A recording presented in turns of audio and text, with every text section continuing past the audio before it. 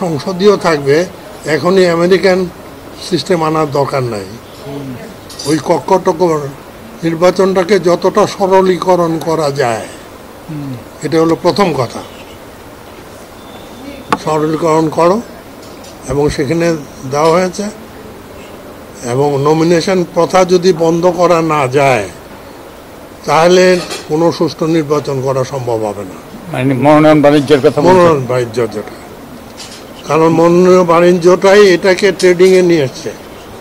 20 কোটি টাকা দিয়ে কিনবো, 10 কোটি টাকা ছড়াবো, 5 বছর থাকলে 200-250 কোটি টাকা লাভ করবো। সোজা হিসাব। এমপি চরিত্র নষ্ট হচ্ছে এই জন্যে। কাজে এগুলাকে আমরা বলছি যে এটাকে আনুপাতিক হারে নির্বাচন করেন। যারা নাকি দেশের মালিক, সাধারণ মানুষ, তাদেরকে দিয়ে তৃণমূল পর্যায়ে ভোটটা চালান। কোনো পুলিশ নেবেন না, ম্যাজিস্ট্রেট নেবেন না, কিচ্ছু নেবেন না। তাদের মনকে দৃঢ় করেন, তারা দেশের মালিক, তাদের উপরে দেন। এবং এখানে পোলিং স্টেশনগুলো পার্মানেন্ট করেন, 2.5 লক্ষ পোলিং স্টেশন করেন। 500 বেশি লোক ভোট কোনো কেন্দ্রে দেবেন না। এবং এখানে ভোটার ক্লাব, 500 লোকের ভোটার ক্লাব থাকবে। 11 জন একটা এক্সিকিউটিভ কমিটি থাকবে, 5 জন মহিলা, 6 জন পুরুষ। তারা ভোটটা চালাবে।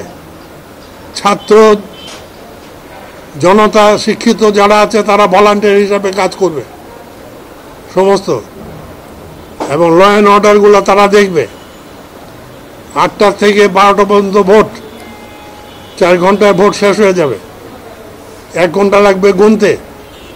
গোনার পরে হ্যান্ড টেলিফোন দিয়ে রেজাল্টটা তৈরি করে একটা টিপ দিবেন, চলে যাবে ইলেকশন কমিশনে। যাওয়ার পথে 3-4টা জায়গায় রেকর্ড থেকে যাবে।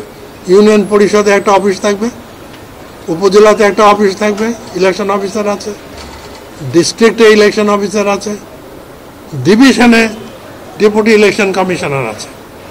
কাজে সবার কাছে রেজাল্টগুলো থেকে যাবে। তাহলে রেজাল্টের মধ্যে আঙ্গুল দেওয়ার আর কারো কোনো ক্ষমতা থাকবে না। নির্বাচন কমিশন শত চেষ্টা করলেও কিছু করতে পারবে না। তিনি জনগণকে সম্পৃক্ত করার কথা বলেছেন। আনুপাতিক পদ্ধতিতে নির্বাচনের কথাটা মনে হয় বলছেন। এটাই তো আনুপাতিক হার।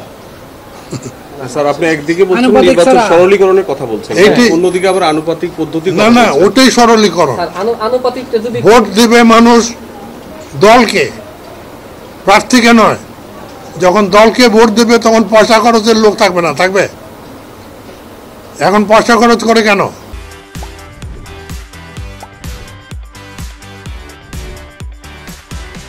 কয়টা রাজনৈতিক দল আছে, না কয়টা রাজনৈতিক দল আছে যারা নাকি আইন অনুসরণ করে রাজনৈতিক দল হয়েছে? প্রাইমারি মেম্বারের ভোটে কতজন সেক্রেটারি জেনারেল হয়েছে? যে দেশের রাজনৈতিক দলের মধ্যে গণতন্ত্র নাই, তারা গণতন্ত্রকে কায়েম করতে পারে?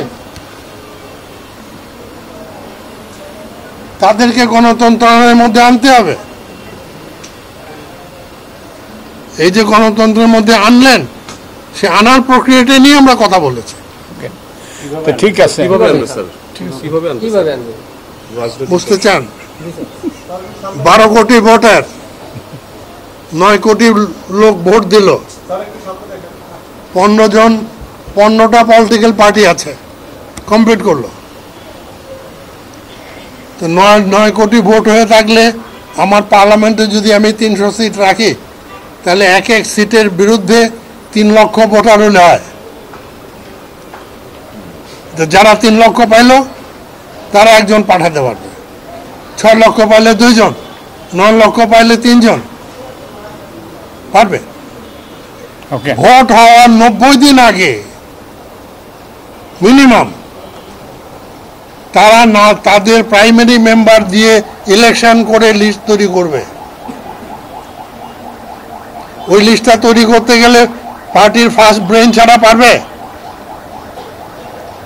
ভালো ব্রেনকে তো দিতে হবে। ইলেকশন কমিশনে জমা দেবে। ইলেকশন কমিশনে 90 দিনে তাদেরকে পাবলিক অপিনিয়ন নেবে এই লোকটা ভালো কি মন্দ, তার ক্রেডিবিলিটি আছে কি নাই, পাবলিক অপিনিয়ন নিয়ে লিস্টটা ফাইনাল করবে। ফাইনাল করলে কি হবে, অবজেকশন আসলে তখন তাকে বাদ দেওয়া হবে। হ্যাঁ, সুযোগ থাকে, যেমন ফুটবলে প্লেয়ার বদলের একটা সুযোগ থাকে না, এরকম বছরে 5% সুযোগ থাকবে।